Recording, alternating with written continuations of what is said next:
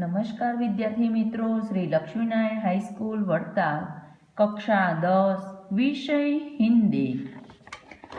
आज हम पाठ 22 भीतरी समृद्धि, भीतरी यानी आंतरिक समृद्धि, जिसके लेखक डॉक्टर चंद्रकांत मेहता, जिसका जन्म सन 1939 ईस्वी सन। इस पाठ का साहित्य प्रकार निबंध है। गुजरात विश्वविद्यालय के पूर्व उपकुलपति डॉक्टर चंद्रकांत मेहता बहुमुखी प्रतिभा के धनी है। डॉक्टर मेहता की मातृभाषा गुजराती है, किंतु संस्कृत, प्राकृत एवं हिंदी पर भी उनका समान अधिकार है।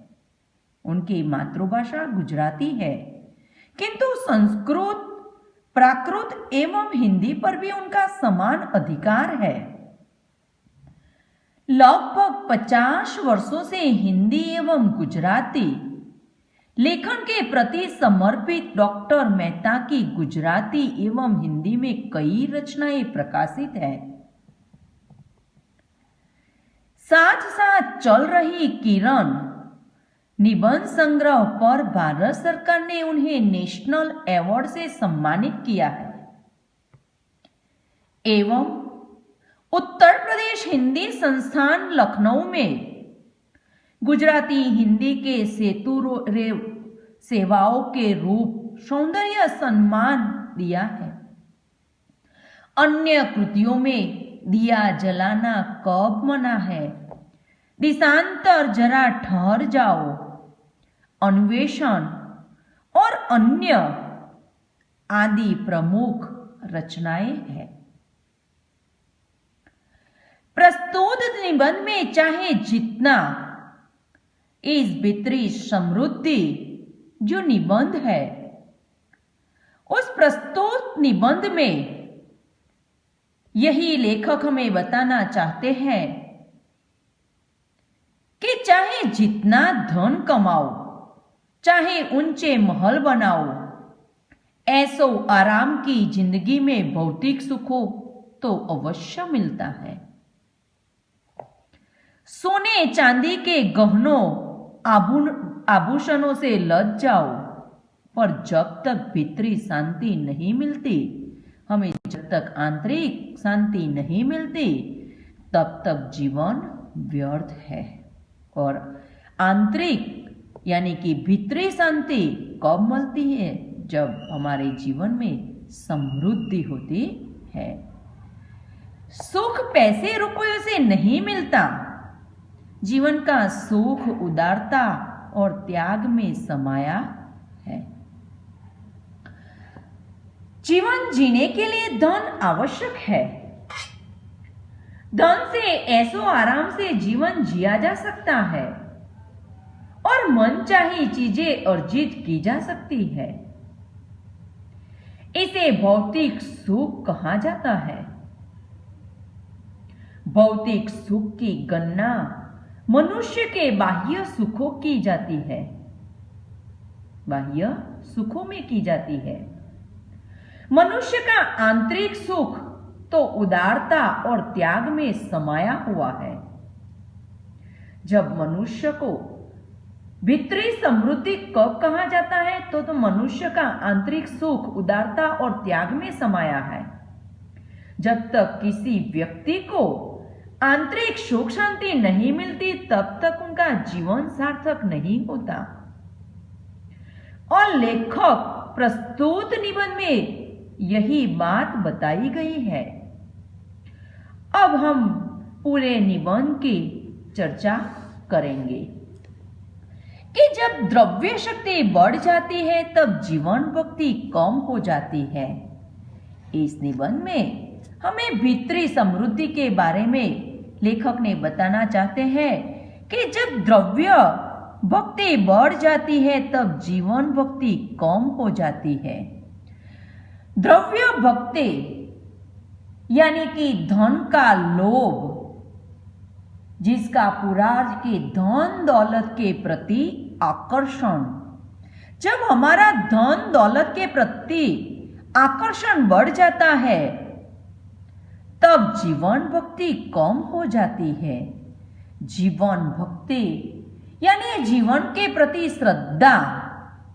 जीवन भक्ति तत्पुरुष समास है कि जीवन के प्रति श्रद्धा कम हो जाती है। जब धन दौलत के प्रति हमारा आकर्षण बढ़ जाता है तो जीवन के प्रति श्रद्धा कम हो जाती है। जब लोग अमीर बनने के कृत्रिम चाव में फंस जाते हैं तब अंतःकरण की अमीरी की सुगंध खो देते हैं।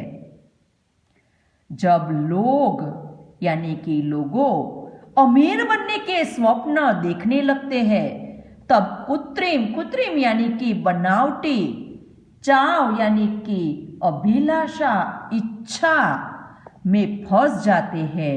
यानी कि लोग अमीर बनने के स्वप्न देखने लगते हैं तब उसकी अभिलाषा इच्छा पूरी तरह से जागने लगती है और उसी तरह बनावटी में फंस जाते हैं। वही जीवन में वह फंस जाते हैं। तब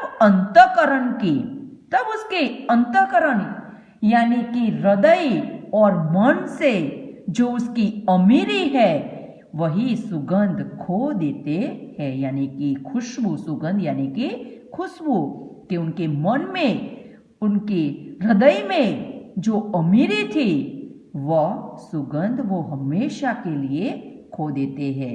जबकि वह अमीर बनने के स्वप्न देखने लगते हैं तब। तृष्णा तो परंपरागत डाकुरानी होती है। तृष्णा यानी कि प्यास, लोभ, इच्छा, अपेक्षा तो परंपरागत यानी कि परंपरा से चला रहा है। यह प्यास, लोभ, इच्छा और अपेक्षा वह तो परंपरागत से चला रहा है। डाकुरानी होती है। जब मन में लोभ होता है तो हम परंपरा से वही डाकुरानी हमारे जीवन में पैदा हो जाती है।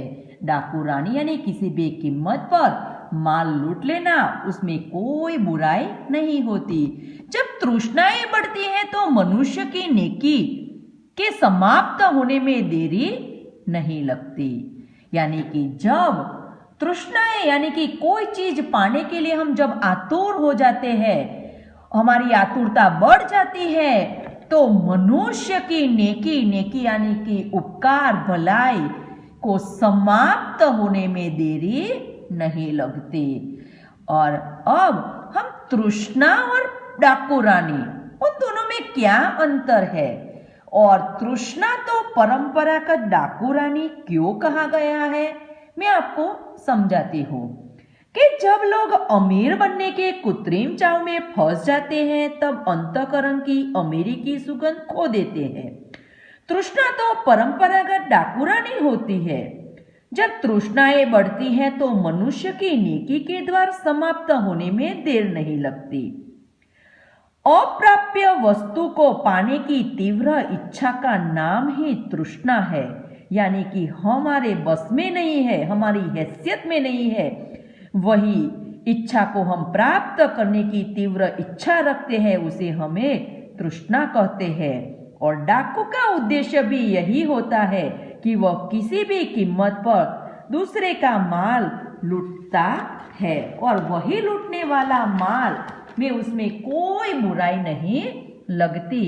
इसी तरह डाकू और तृष्णा में कोई अंतर नहीं होता, क्योंकि डाकू में कोई माल लूटने में कोई बुराई नहीं नजर आती।